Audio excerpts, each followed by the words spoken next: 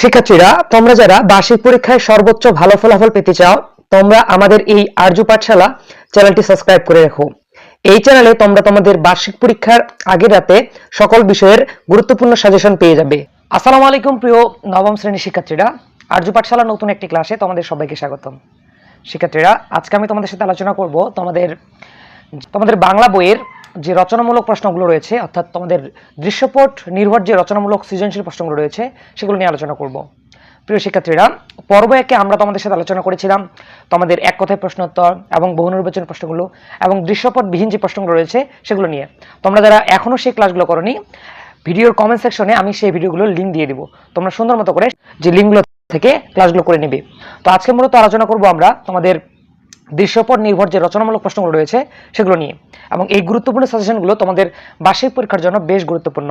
তো চলো আমরা প্রথমত 60টি যে প্রশ্ন আমাদের আসবে সেগুলো দেখে নিব এবং প্রত্যেকটির সমাধান আমরা দেখে নিব। দেখো, তোমাদের রচনামূলক প্রশ্নের ক্ষেত্রে দেখো আমরা এখানে 16 থেকে মোট 22 পর্যন্ত অনেকগুলো 60টা প্রশ্ন রেখেছি। এই প্রশ্নগুলো তোমাদের বার্ষিক পরীক্ষার জন্য বেশ গুরুত্বপূর্ণ, আর এগুলো প্রত্যেকটি অধ্যায় থেকে গুরুত্বপূর্ণ যে প্রশ্নগুলো আসতে পারে সেগুলো তোমাদেরকে দেওয়া হচ্ছে। তো আমাদের 16 নম্বর থেকে শুরু করে এখানে মোট 22 পর্যন্ত মোট 60টি প্রশ্ন রয়েছে, এবং এগুলোর মধ্যে তোমাদের 60টির মধ্যে মোট উত্তর দিতে হবে তোমাদের 5টি। তো চলো আমরা এগুলোর উত্তর সাথে প্রশ্নগুলো তোমাদেরকে বুঝিয়ে দেওয়া। শিক্ষার্থীরা, আমি তোমাদের সাথে আলোচনা করতেছিলাম যে বার্ষিক পরীক্ষা 2024 শ্রেণী নবম শ্রেণীর বাংলা বিষয়ের গুরুত্বপূর্ণ দৃশ্যপট নির্ভর যে রচনামূলক প্রশ্নগুলো রয়েছে সেগুলোর সাজেশন নিয়ে। তো চলো আমরা একটা করে প্রশ্ন দেখব এবং সেগুলোর উত্তর দেখব। তো দেখো, আমাদের 1 নম্বর প্রশ্নে বলা হয়েছে নিচের চিত্রটি লক্ষ্য করো এবং উত্তরগুলো দেওয়ার চেষ্টা করো।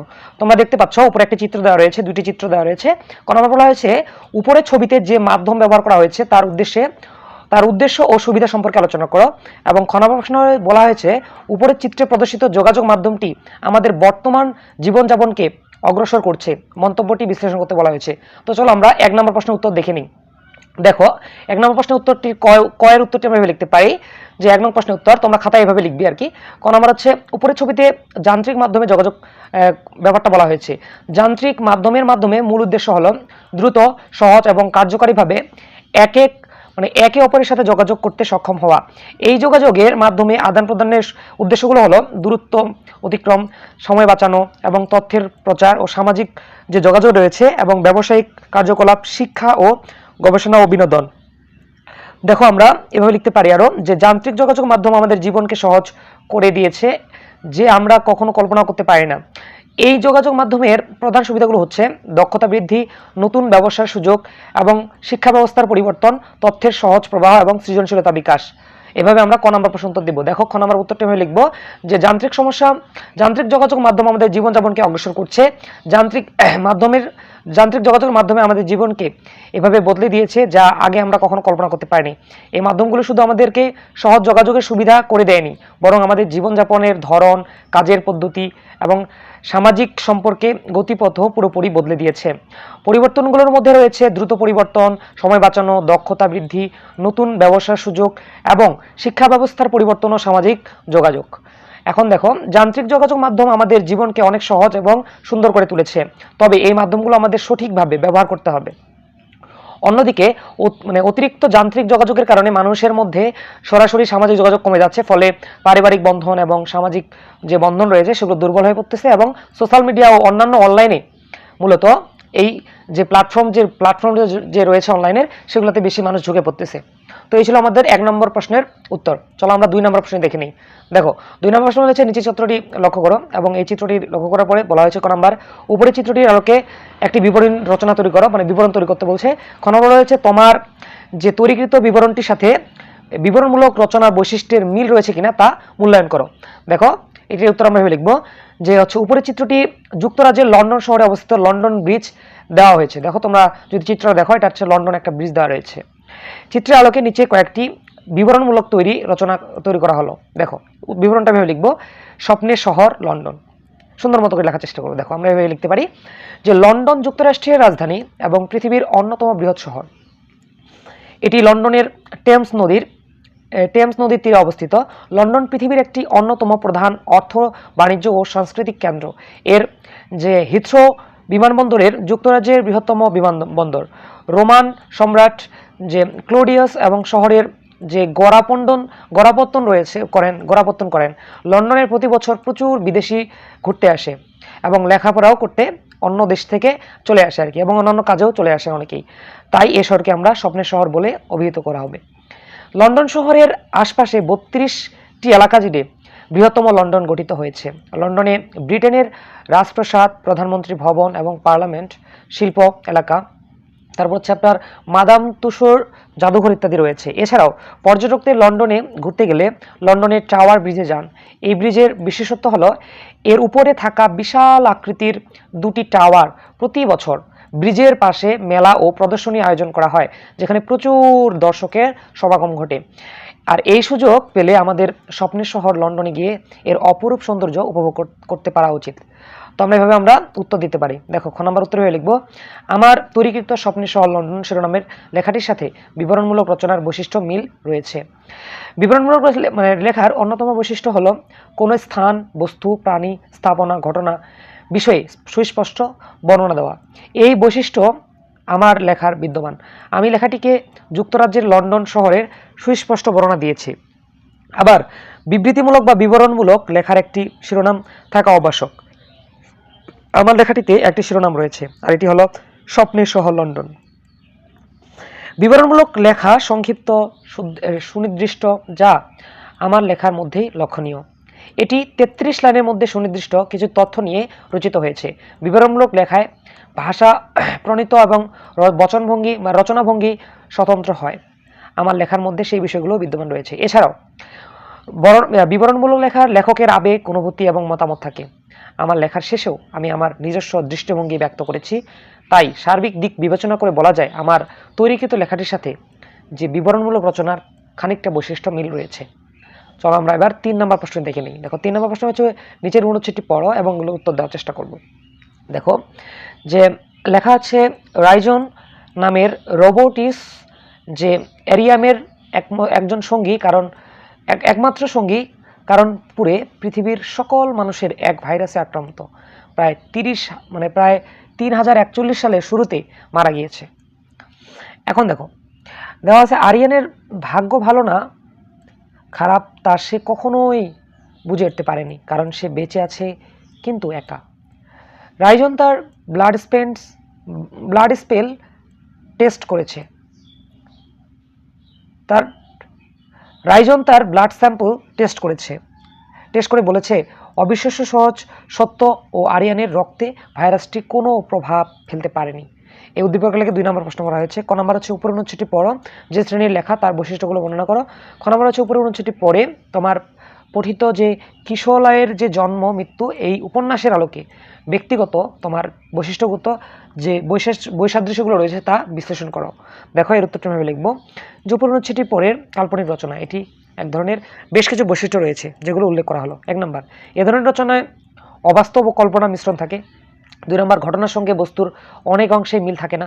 3 নম্বর হচ্ছে এ ধরনের রচনা শুনতে এবং পড়তে ভালো লাগে। বহু কাল্পনিক চরিত্র থাকে, সেগুলো বাস্তবে দেখা যায় না। 5 নম্বর হচ্ছে বিভিন্ন অবাস্তব ধারণার বর্ণনা থাকে। 6 নম্বর হচ্ছে কাল্পনিক বাস্তবায়ন গুণ একটি কাল্পনিক সৃজনশীল রচনা।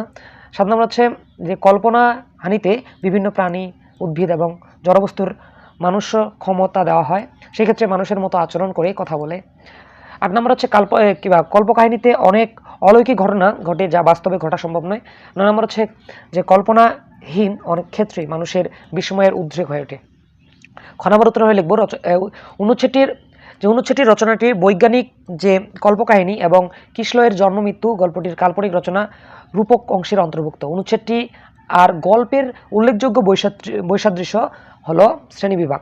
দেখো, আমরা এবার ব্যাখ্যা করব। এভাবে লিখতে পারি যে অনুচ্ছেদটি রচনাটির রাইজন নামের এক রোবট তার সঙ্গী আরিয়ানের সাথে কথা বলছে। অনুচ্ছেদটি বিজ্ঞানের বিষয় নিয়ে লেখার কারণ এতে বৈজ্ঞানিক যুক্তি ও তত্ত্বের ব্যবহার লক্ষণীয়। এ ধরনের রচনায় মানুষের বিস্ময়ের অনুভূতি জাগ্রত হয়।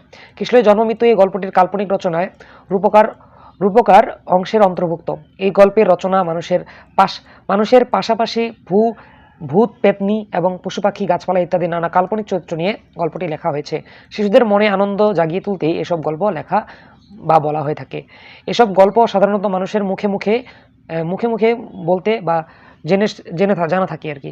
এটি এক ধরনের গল্পের কাঠামো। এই কাহিনীগুলো সাধারণত নৈতিক ও সামাজিক শিক্ষার উদ্দেশ্যে রচিত হয়ে থাকে। এখন দেখো 4 নম্বর প্রশ্নটি আমরা পড়ি। দেখো, রফিক সাহেব একজন ধনী ব্যক্তি, ধনী ব্যবসায়ী। তিনি তার সমস্ত সম্পদ গ্রামের স্কুল নির্মাণ দান করেছেন, যার মাধ্যমে বহু গরিব শিশুর শিক্ষা নিশ্চিত হচ্ছে বা হয়।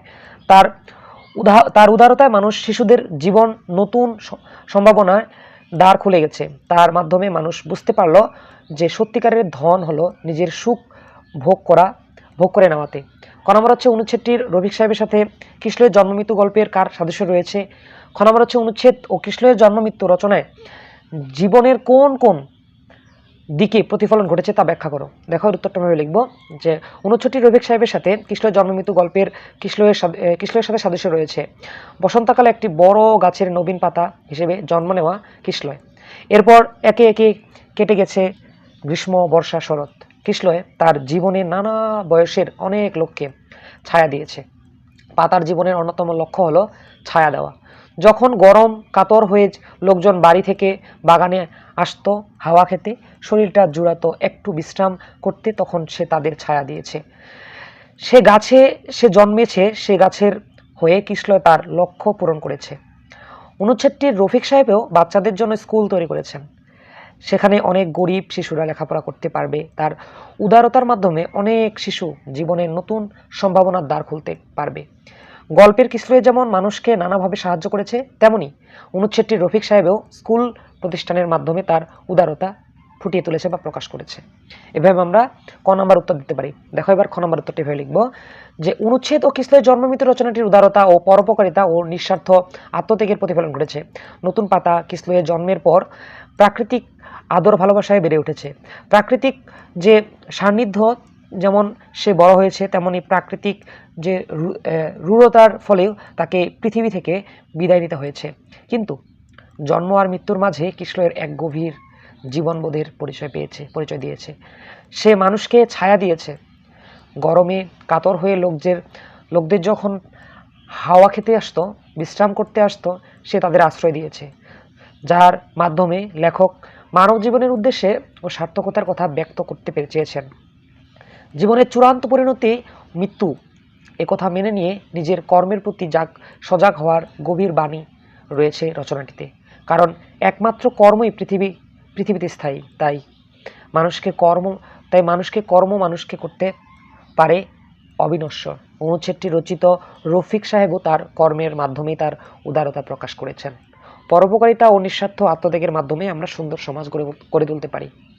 তো আমরা দেখো 5 নম্বর প্রশ্নটি একটি দেখো, কবিতা দেওয়া রয়েছে এবং দেখো নিচের কবিতাটি পড়ো এবং সংশ্লিষ্ট পত্রের উত্তর দাও।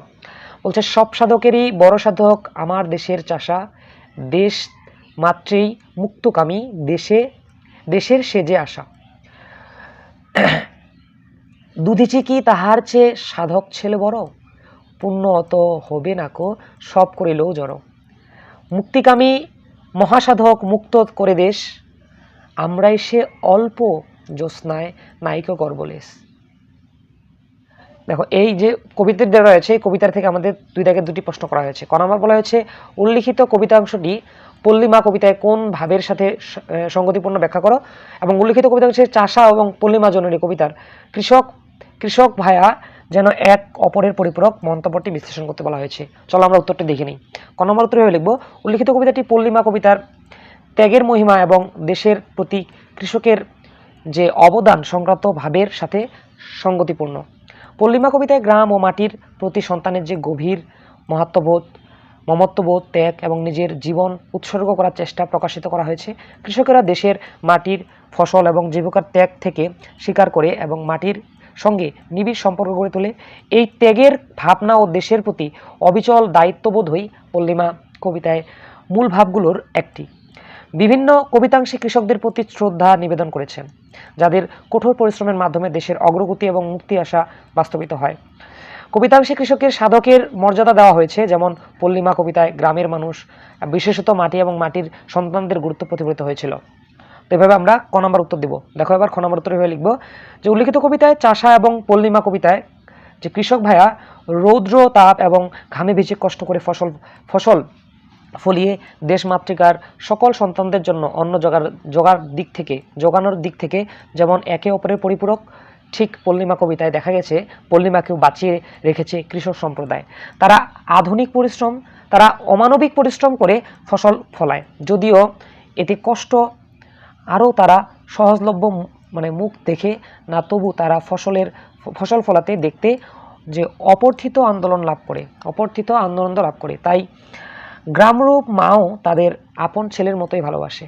অন্যদিকে কবিতাংশে বলা হয়েছে চাষারা হলো সব সাধকের বড় সাধক, কেননা তাদের হাত ধরেই দেশের মুক্তি ঘটে, তারাই দেশের আশা।